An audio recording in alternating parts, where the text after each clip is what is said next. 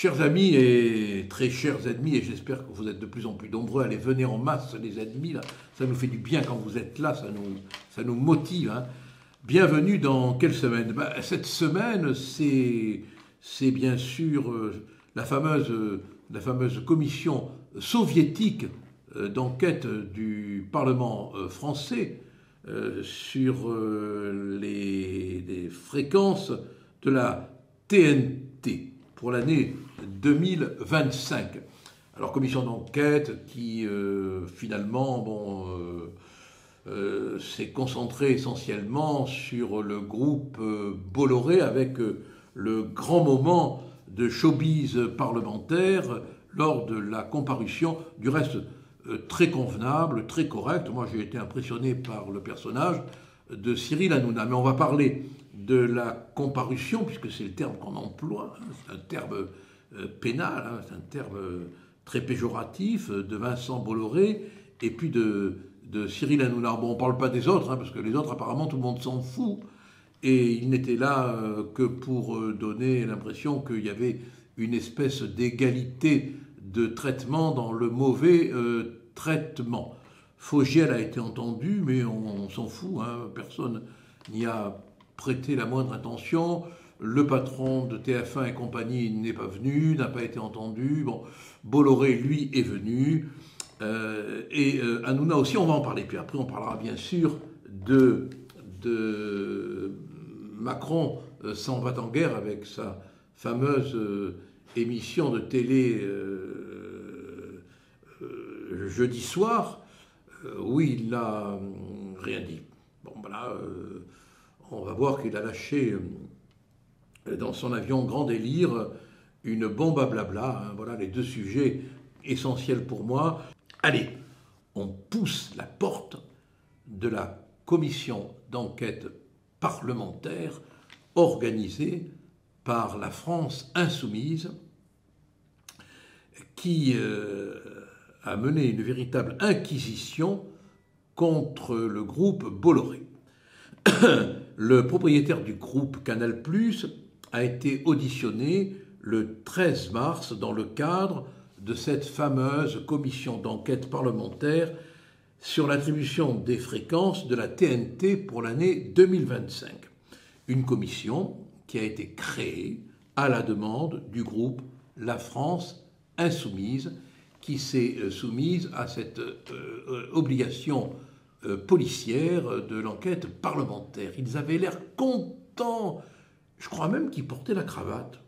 Oui, sauf erreur de ma part, pour l'occasion, ils portaient la cravate. Alors, il faut savoir quand même, pour être complet, que l'ARCOM a été amené quelquefois à sanctionner CNews et puis notamment Cyril Hanouna. Alors, mais on a eu, ce qui est gênant, c'est qu'on a eu l'impression, je ne sais pas si vous avez regardé le déroulement sur LCP, la chaîne parlementaire, qui n'a jamais eu autant de téléspectateurs du reste, le déroulement de la commission d'enquête. Elle était présidée par un dénommé Quentin Bataillon. Bataillon, c'est le nom qu'il fallait pour présider cette commission. Il est député Renaissance et il a ouvert le bal, si on peut dire, hein, en précisant que cette occasion représentait l'occasion pour l'accusé, je cite, d'exposer sa défense. D'exposer sa défense. Donc, il était bel et bien accusé, Bolloré, puisqu'on lui demandait de présenter sa défense. En réalité, derrière cette commission d'enquête organisée par la France insoumise, il y avait la volonté de ces petits marquis de la répression de punir le groupe CNews, de punir Pascal Praud qui a été entendu, de punir Laurence Ferrari qui a été entendu, de punir Hanouna qui a été entendu, sans y arriver. Parce que finalement, la comparution des membres de cette chaîne de télévision, que ce soit CNews ou que ce soit C8, n'a fait que servir la publicité d'Hanouna et la publicité de Ferrari et la publicité de Pascal Praud et la publicité de Bolloré. Bolloré qui est apparu comme un grand monsieur, un grand seigneur. Il a dit « J'ai eu la chance de naître dans une famille catholique, et bang pour la France insoumise, bretonne, et de deux, riche et célèbre. » Vous vous rendez compte? Il a employé le mot « riche ». Non mais comment voulez-vous que ça soit supporté par des membres de la France insoumise? Il ose dire le riche qu'il est riche. Il faut dire quand même qu'ils ont profité d'une petite augmentation, nos députés, il y a peu de temps, et qu'ils ne sont pas venus s'en plaindre. Mais le plus méchant, ça a été le rapporteur. Il faut dire que dans la France insoumise, ils aiment bien rapporter. Voilà. Alors, qu'ils aient un rapporteur officiel, quand on aime rapporter, ben, c'est bienvenu. Alors, il a commencé comme ça, le rapporteur. Il s'appelle Aurélien Saint-Toul. C'est pas un saint, hein. Même si pour questionner Bolloré, il vaut mieux un Saint-Toul qu'un pas de saint du tout. Mais il n'a pas fait dans la gentillesse ni dans la sainteté dans ses questions, hein. Vous auriez déclaré à votre arrivée chez Canal, a-t-il dit à Bolloré, que la terreur fait bouger les gens. Règne-t-il une forme de terreur dans vos entreprises? Là, Bolloré a répondu qu'il inspirait la terreur aux gens qu'il n'avait jamais vus et que quand on avait un rôle d'autorité, quelquefois, il arrivait qu'on soit supposé imposer une certaine terreur disciplinaire, mais qu'il n'était pas du tout un terroriste. Et on a eu plein de questions qui sont arrivées de tous les côtés. En réalité, si on veut faire simple, d'abord, moi je vous invite à regarder l'émission, ça vaut la peine, parce que ça montre à quel point on a affaire à des gens qui sont d'un parti pris inouï, des tartuffes, quoi, la plupart de ces gens, du reste, étaient allés sur le plateau de Cyril Hanouna, ou sur le plateau de Pascal Praud, trop contents de pouvoir se montrer. Après, ils ont décidé qu'ils n'iraient plus. Ce qui est un moyen, du reste, d'empêcher la chaîne de faire l'équilibre dans les invitations. Mais qu'est-ce qu'il ressort de tout ça? Qu'est-ce qui ressort quand on a longuement regardé cette commission d'enquête? Qu'on a affaire à des petits jaloux, à des petits haineux, qui finalement reprochent à C8 et à CNews, à Pro et à Hanouna, de faire de l'écoute et d'être finalement aujourd'hui les meilleurs.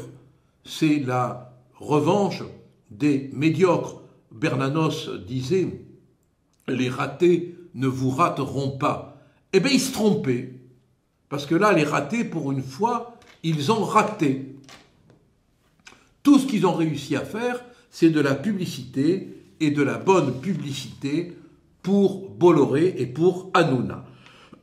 On a même appris, c'est pas drôle, non, que la secrétaire générale de la CGT, qui s'en prend à Bolloré, a publié son livre dans une maison d'édition, Grasset, qui est contrôlée par Bolloré. Non mais quand même, il faut le faire, non? En tout cas, ça donne envie, non pas de regarder les commissions d'enquête, mais de regarder Pro et de regarder Hanouna, parce que finalement, c'est une chaîne, ce sont des chaînes de télé où les gens disent ce qu'ils pensent. Et on en a marre des faux culs, on en a marre des tartuffes, on en a marre des hypocrites. Voilà. Et je crois que c'est une bonne chose que cette commission d'enquête ait pu révéler la tartufferie de certains et le talent d'autres. Ah, on n'en sort pas de la télé, hein. Quand les émissions de télé ne sont pas dans une commission d'enquête, vous vous rendez compte quand même ce que le travail des commissions d'enquête parlementaires est devenu. Autrefois, c'était une commission d'enquête sur Outreau, c'était sérieux, c'était sans passion, c'était sans haine. Maintenant, on fait des commissions d'enquête pour régler des comptes, quoi. C'est la détérioration du travail parlementaire et c'est triste. La télé est partout. À tel point que pour parler de la guerre en Ukraine, une fois de plus, une fois encore, Nombril Premier a cru bon de devoir s'expliquer jeudi soir sur TF1 et France 2, je crois, hein, les deux. Bon. On s'attendait à quelque chose d'extraordinaire, quoique la parole quand même présidentielle, elle est un peu usée. Hein. Il y a de l'usure dans l'air. Hein. Quel but? Pendant 35 minutes, Macron a parlé au sujet de la guerre en Ukraine, de lui. Pendant 35 minutes, sur la lyre lyrique de son nombril, il a fait retentir la sonorité de sa voix et de son narcissisme belliqueux.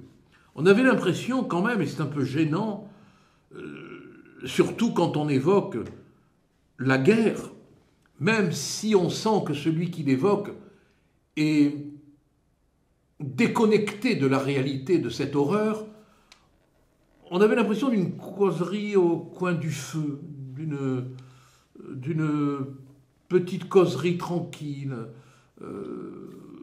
comme quand le Monde rapporte hein, qu'il a pu dire à la fin d'une soirée, avec un verre de whisky, je crois, à la main, je vais être obligé d'envoyer des mecs au feu, au sol, en Ukraine. Des mecs, envoyer des mecs, vous vous rendez compte, le terme employé. Bon. Qu'est-ce qui ressort de cette interview? Une fois de plus, quelque chose qui me gêne, parce qu'on a l'impression que Macron regarde Macron, que Macron écoute Macron, que Macron aime tellement Macron qu'il se dédouble pour se contempler. Il a été bavard, mais trop bavard. Moi, j'ai pu dire qu'il avait lâché une bombe à blabla. Oui, pendant 35 minutes, on n'a entendu parler que de moi, moi. À aucun moment, on a entendu le nous patriote, le nous collectif, le nous français, quoi. Cet homme qui prétend créer une espèce d'unité nationale ne parle que de lui, quoi, que de son ego, que de moi, que de je. Est-ce qu'il y aurait un problème narcissique au cœur de l'histoire de ce président aujourd'hui un peu abandonné par la popularité et franchement pas aimé, il faut le dire, hein, c'est bien possible. Hein. Il crée la confusion en Europe. On a vu le Bundestag n'a pas été d'accord pour envoyer de l'armement en Ukraine tout récemment. Les députés se sont divisés. Donc on n'a pas l'impression, franchement, que Macron fasse non seulement l'unité en France, mais également l'unité en Europe. Un homme lui a répondu. Un homme d'État. Ses chevènements. Il lui a répondu pour le remettre à sa place et pour lui faire comprendre que l'Ukraine, ce n'est pas le problème de la France et que la France ne veut pas entrer en guerre pour des intérêts qui ne sont pas les siens. Poutine ne menace pas l'Europe. Poutine ne menace pas la France. Comment Macron pourrait-il démontrer que Poutine menace la France au point d'aller évoquer à un moment donné la puissance nucléaire de la France? Dites-moi, réfléchissez, recherchez où Poutine menace-t-il la France? Ce qui ne veut pas dire que je donne raison à Poutine, loin s'en faut, surtout l'Ukraine vit un drame. Et il eût été sain que l'on fasse respecter les accords de Minsk, d'abord et avant tout, pour éviter cette escalade mortifère, terrifiante, parce qu'on meurt. Et ce n'est pas la palabre d'un petit président au coin du feu qui changera la réalité sanglante en une réalité de conte de faits pour guerriers littéraires. Pas du tout. C'est horrible ce qui se passe. C'est dramatique. Mais en aucun cas on ne peut dire que la Russie menace la France et que la guerre en Ukraine menace la France et que si l'Ukraine perdait la guerre, la Russie envahirait la France et les chars russes, autrefois c'était soviétique, seraient sur la place de la Concorde. Faut rester tranquille quand même, hein, bon. Alors il parle d'économie de guerre, ce qui est un moyen entre nous de chercher des solutions sous couvert de la guerre en Ukraine, au drame que la France connaît. Vous allez voir qu'il va foutre sur le dos de la guerre en Ukraine, sur le dos de la Russie, toutes les crises que nous connaissons et qui sont de son fait. L'hôpital ne fonctionne plus, c'est la faute à la guerre en Ukraine. C'est la faute à la Russie. La sécurité ne règne plus nulle part. Regardez ce qui s'est passé à Rennes. Il a fallu 72 minutes à la police pour intervenir dans un règlement de compte qui aura duré 1 heure. C'est la faute à l'Ukraine. C'est la faute à la Russie. C'est la faute à la guerre. Il y a une inflation douloureuse, effroyable. C'est la faute à la guerre. On manque de médicaments. C'est la faute à la guerre. On attend dans les hôpitaux 5 heures, 6 heures, 10 heures, 15 heures avant d'être soigné. C'est la faute à la guerre. Les services publics ne fonctionnent plus, c'est la faute à la guerre. Les agriculteurs ne veulent pas du poulet ukrainien. Les agriculteurs n'en peuvent plus, c'est la faute à la guerre. Et on pourrait énumérer comme cela tout ce qui va mal, très mal en France. L'endettement colossal, jamais vu. C'est la faute à la guerre. Il est tranquille, le Macron, comme ça, hein. Tous ses échecs, tous ses ratages, tout ce qu'il a loupé, c'est la faute à la guerre, c'est la faute à la Russie, c'est la faute à l'Ukraine, c'est pas sa faute. Et ceux qui ont le courage de dire « Macron, c'est ta faute », maintenant il les dépeint, il les décrit comme des traîtres. Quand il a fait sa déclaration sur l'envoi des troupes au sol, la plupart des pays européens, voire tous les pays européens, y compris l'OTAN, n'ont pas été d'accord avec lui. L'Europe n'est pas à l'unisson, même si peut-être von der Leyen, qui poursuit le but d'une réélection difficile, a cru bon de donner la main à son ami Macron qu'il a installé à la place où elle se trouve. Non, ce qu'il veut, c'est utiliser tout cela dans le cadre de la campagne des européennes. C'est de la pure politique, politicarde même. Et c'est scandaleux d'utiliser le mot guerre, d'utiliser la peur pour essayer de se refaire une santé politique dans le contexte où se trouve le pays. Je trouve vraiment que la France aurait mérité mieux. Et pendant que je regardais Bolloré, je me disais, tiens, c'est dommage qu'on n'ait pas un chef d'État de cette trempe, de cette dignité, de ce courage. Oui, c'est dommage. Malheureusement, on a pour l'instant Macron. C'est la raison pour laquelle, mes amis, parce qu'il veut nous amener plus ou moins à l'idée de peur et à l'idée de guerre, on doit être unis plus que jamais. Et on doit se soutenir dans le même combat qui est un combat pour la paix et qui est un combat pour lutter contre la manipulation politique en France et en Europe. Merci d'être présents avec nous, merci de nous rejoindre et n'oubliez pas, vous êtes de plus en plus nombreux et c'est tant mieux, comme ça on peut parler fort. N'oubliez pas de vous abonner parce que vous entrez maintenant dans l'armée des gens qui luttent pour créer des contre-pouvoirs aux abusifs pouvoirs. Merci et à la semaine prochaine.